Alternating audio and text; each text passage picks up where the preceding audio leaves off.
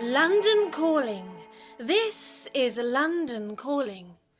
But much more important than that, this is your host, the beautiful, bewitching Belladonna. Yes, my loyal fans, I know that the UEA radio players and I normally broadcast to you from the fine city of Norwich, but today is a special occasion. We have brought our wonderfully talented team down to London to grace TALOS 2, the Science Fiction Theatre Festival of London 2018. We are very excited to be here, but remember, it is business as usual. Yes, that's right.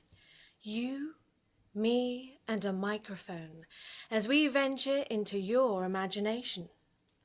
So please, make yourself comfortable. Stoke up the fire, close the curtains, and dim the lights as we present to you a thrilling journey into fantasy. I've always been a fan of science fiction, or how I prefer to call it, scientific romance. Nothing makes me happier than to curl up and read a strongly extrapolated scientific idea. How some extraordinary invention might come to enslave us all. How alien intellects far greater than ours observe our planet with envy. How a noble thing done in the name of humanity might in fact be its very nemesis. Oh, it's enough to send a shiver down your spine.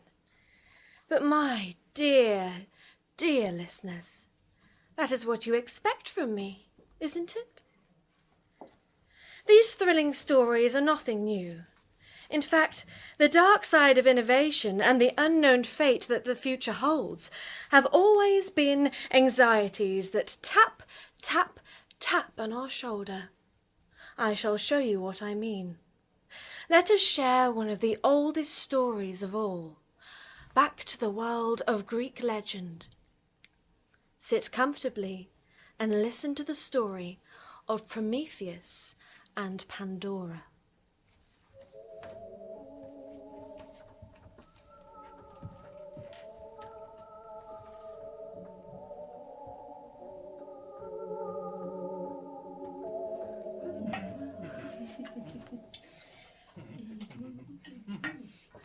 And what can I get you? Your name would be good. Didn't your mother ever tell you that curiosity killed the cat? But I also know that satisfaction brought it back.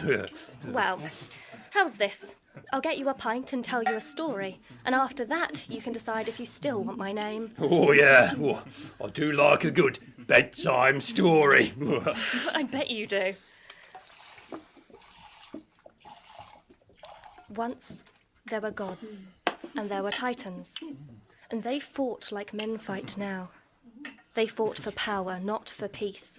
The titan Prometheus convinced his brother Epimetheus to fight on the side of the gods. And after 10 long years, the war was won by the gods of Mount Olympus.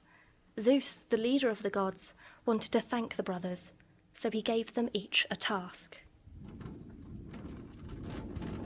To thank you for your loyalty in the war, you will share the gifts of gods with creatures on earth.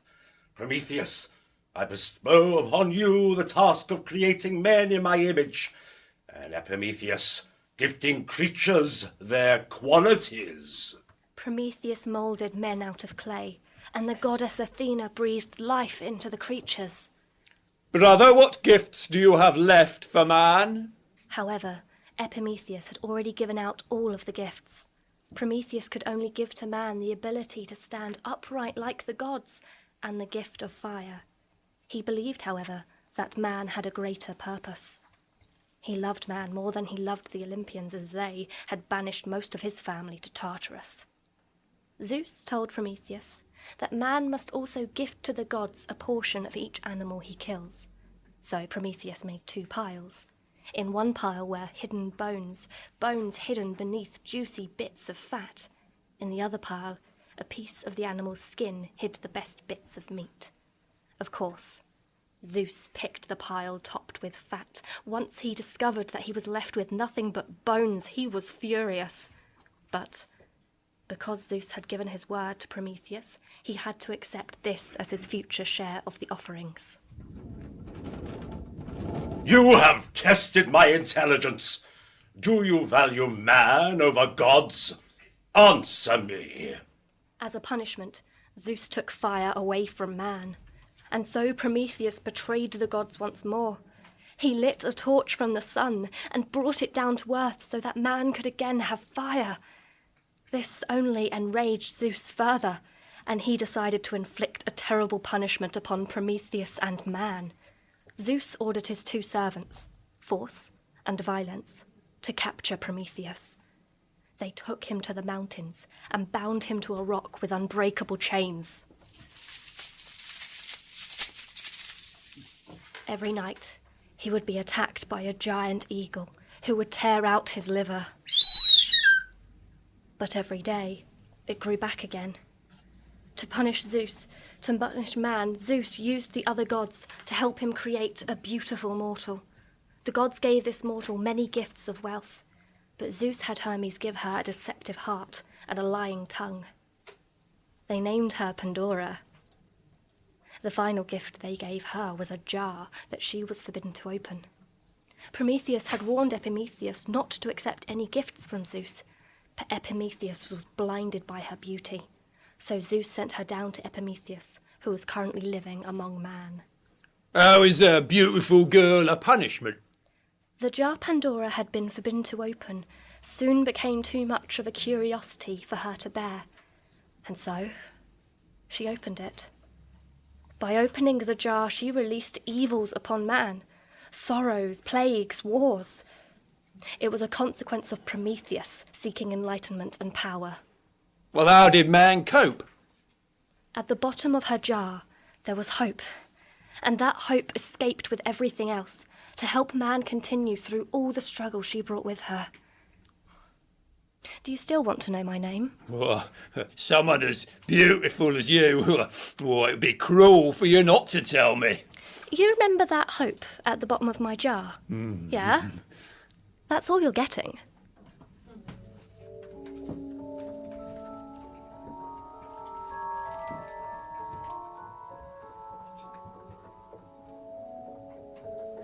Well, wasn't that delightful?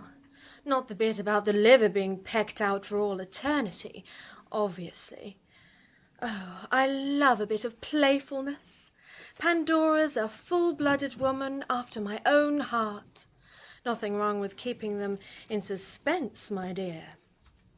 Oh, I should tell you about my latest flame. A writer, so he claims, has an idea for a radio show. Martians invade planet Earth, or at least a small corner of somewhere dreadful like New Jersey. And he wants to script it so it sounds like breaking news. I told him to forget it. No one is going to believe some silly yarn like that. But some tales of scientific speculation really are able to grip your consciousness and never let it go. Yes, ladies and gentlemen, it is time for our main attraction. A marvelous story of creation and destruction. Rather like Pandora's wonderful tale. We could even call it the modern Prometheus. An extraordinary tale told many times, but it has never lost its power to grip our minds like rigor mortis. So close your eyes, relax, hide behind the sofa, as we ready ourselves for Dreaming Frankenstein.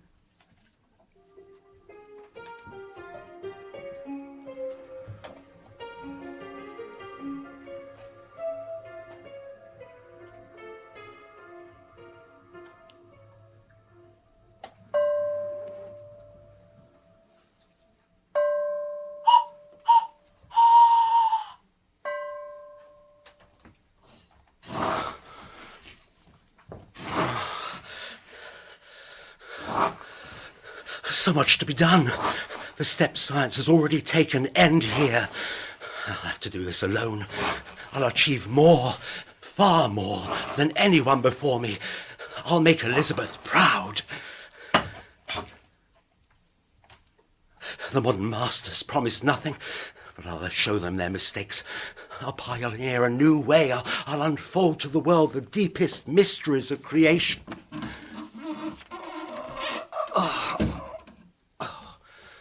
It looks like most of this has started to rot.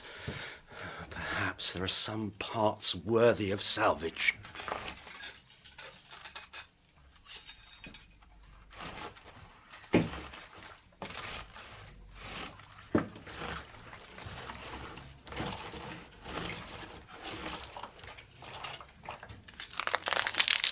Oh, God! What is it? A daydream. I'll need to scribble it down, I think. It's not much, but it might be something. Oh, for the ghost story. Good to see you're finally catching up. Byron and I have been at it for days already. Though I must say mine is better. Even Polydoria's started. Well, I haven't a full plot yet, but there's something. A student, a natural philosopher, dedicating himself to the sciences. Old science and the very new. He's making... I'm not sure yet.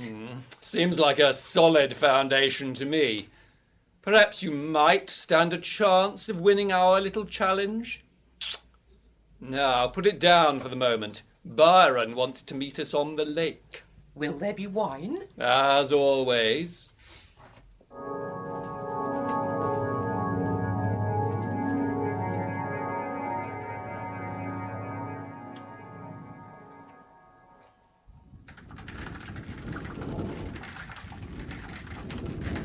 At last, after all the tireless study, the unending work and pain, the most gratifying consummation of my toils is at hand.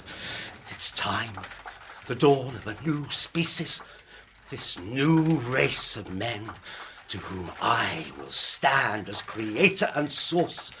They will owe me more gratitude than any father, more affection, any moment now.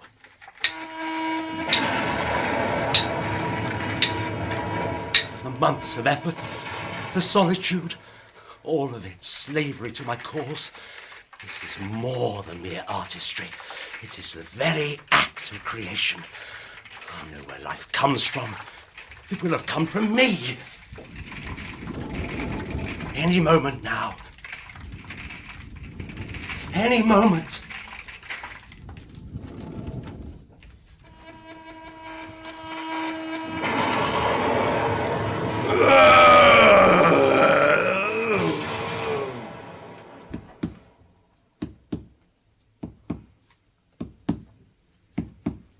Oh, God, its eyes.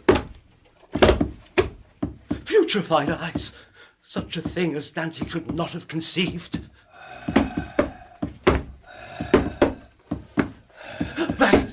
Back, demon.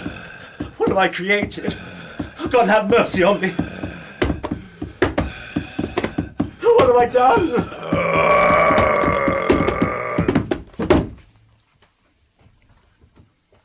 Oh, my goodness. Percy, wake up. Percy, I've had a dream. The most horrible, awful, brilliant dream. I have it. My story. He's trying to create life. The scientist. But it's hideous. Percy! Typical. But I must write this down.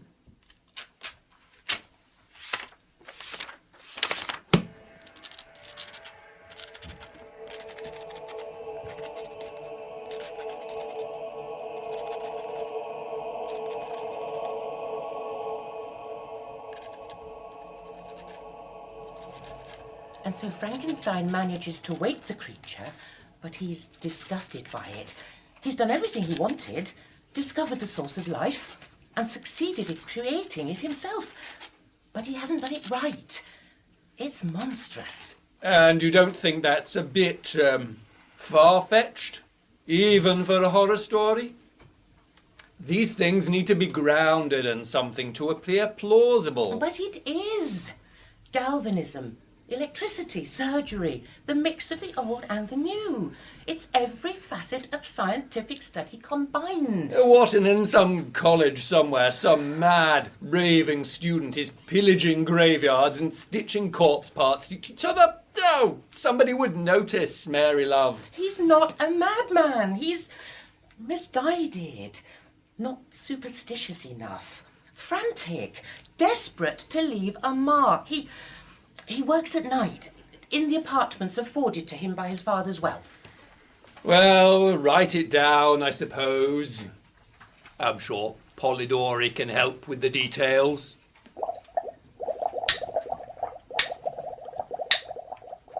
I thought I had it. The brain wasn't right. The wiring, I hadn't threaded it all together. Now I know better.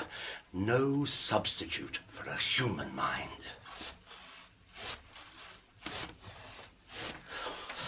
Who could conceive of this midnight toil? But all shall behold the result. I'll pursue nature to a hiding place, animate this lifeless clay. I'll take nothing but a spark. Oh, God! But the means are profane. Stolen bones, scraps from the dissecting room. But I'm pursuing knowledge. The ambition is noble, innocent even. Finally, the brain is loose.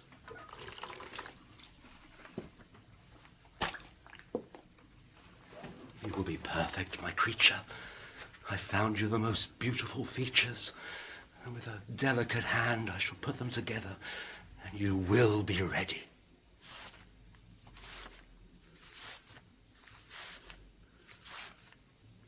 You shall be my child, to love and teach as my own, as full of life and bloom as even my beloved Elizabeth.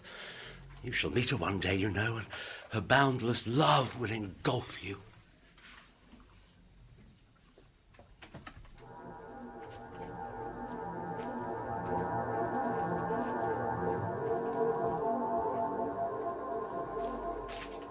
So you see, it takes him almost 2 years of vigorous study, nightly toil, but he's in a kind of a fever, a trance.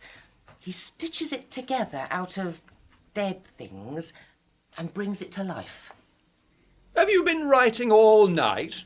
You look ghastly. Are those bags under your eyes, or is that ink? Here, Mary, let me get it off. Oh, get off, Percy, I'm fine. And no, I was only writing for most of the night. I had a small nap on my papers, not entirely by choice. Seems like it wasn't in vain. The premise is excellent, although it could use some fine-tuning. You will make sure to include all the necessary exposition, I hope.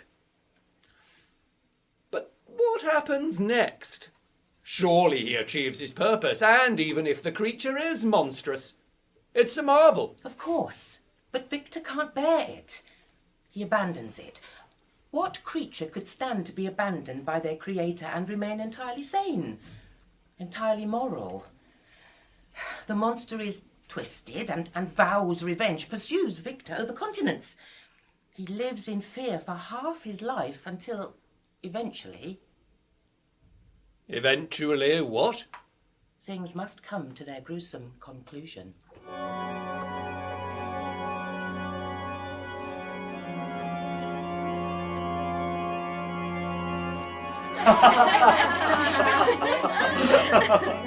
Oh, my sweet and beloved Elizabeth, in you I possess a treasure. I would die to see you happy. I don't think that will be necessary, Victor. I'd much rather have you alive, my love. I bet that secret you simply had to tell me feels very small and far away now. I suppose so. Well, I'm going back to our rooms to change. I'll see you soon, husband. No, I'll come with you. We must depart for our honeymoon at once. The carriages are all arranged. The servants will bring our bags. Victor! Now, we must go now.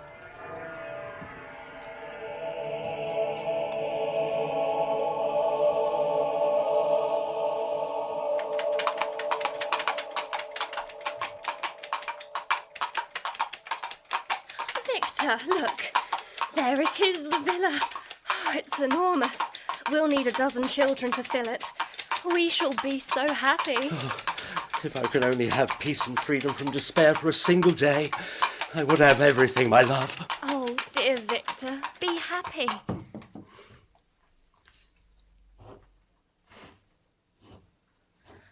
The clouds which sometimes obscure Mont Blanc from view only render its beauty more interesting. How happy and serene nature all appears. There is, I hope, nothing left to distress you. My heart is fully contented. Don't listen to those sinister whispers in your head. Oh, quick! Let's get inside before the rain starts. Oh, peace will come to me, my love, but not tonight. This night is dreadful. Please, go and rest. I shall be with you shortly. Oh, if you insist. Fine. Go and explore. I pray it calms your troubled mind.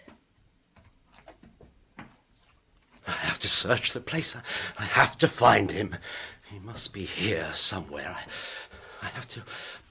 How on earth am I to tell her what I've done? Oh, calm yourself. We seem to have escaped him for now. He promised to be with us on our wedding night, but it's past.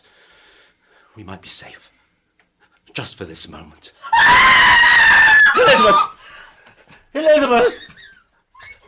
Elizabeth!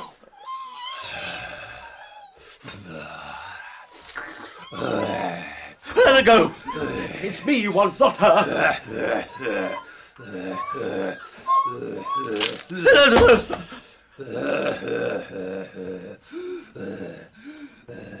Come back! Demon!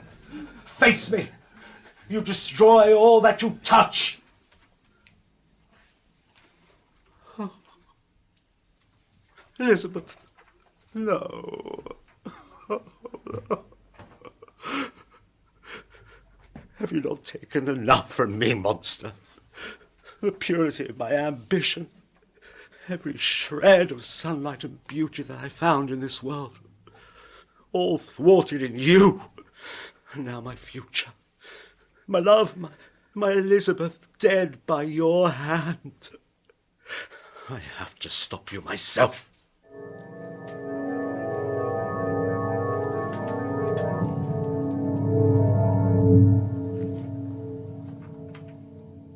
And the monster has taken everything from him.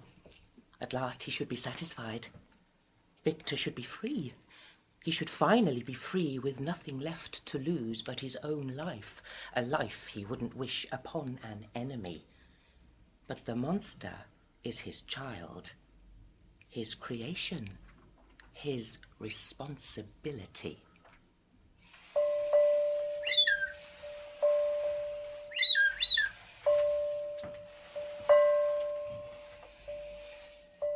It is my responsibility to kill you. She is dead, yet I live, and you, the murderer, lives. To destroy you, I drag out my weary existence. You lure me into the depths of the Arctic, and I am sure you must pray I will not follow. But nothing could lead me to abandon this pursuit. I can't leave my pursuit. I can't rest.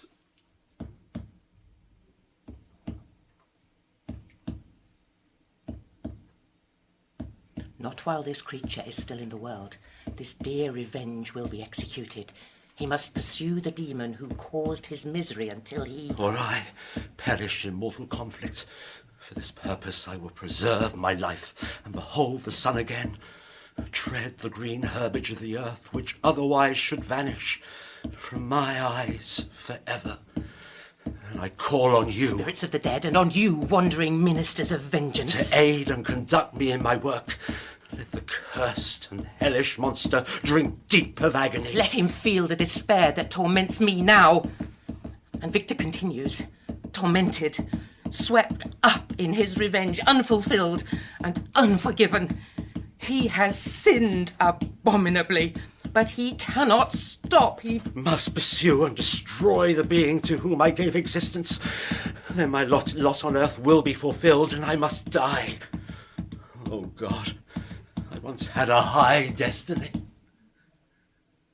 Until I he fell, never again to rise.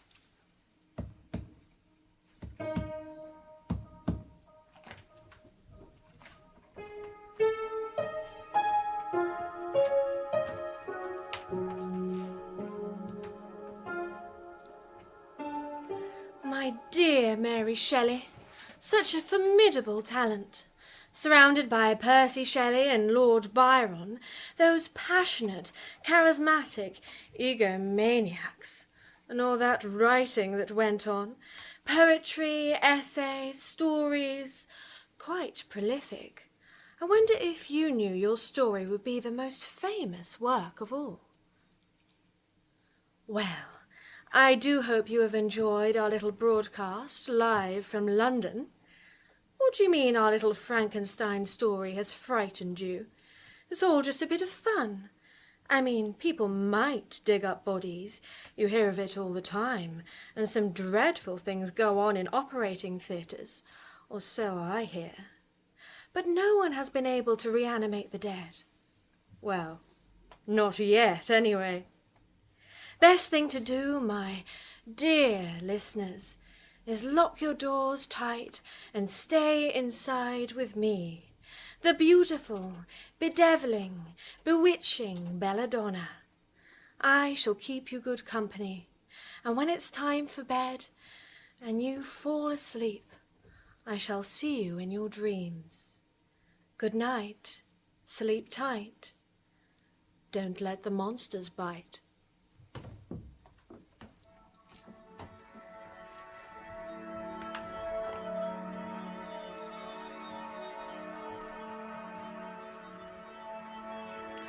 You have been listening to the UEA Radio Players of Norwich, coming to you live from TALOS 2, the Science Fiction Theatre Festival of London 2018. The actors were Zanna Foley-Davis, Olivia Frazer, Amie M. Marie, Peter Morrant and John Turnpenny. The writers were Lisa Blackman, Richard J. Hand, Annie Parker and Georgie Pearsall. The music was composed and performed by Stephen Bennett.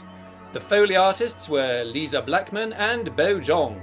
The sound engineer was Sean Thompson. The production was directed by Richard J. Hand. This is a University of East Anglia production.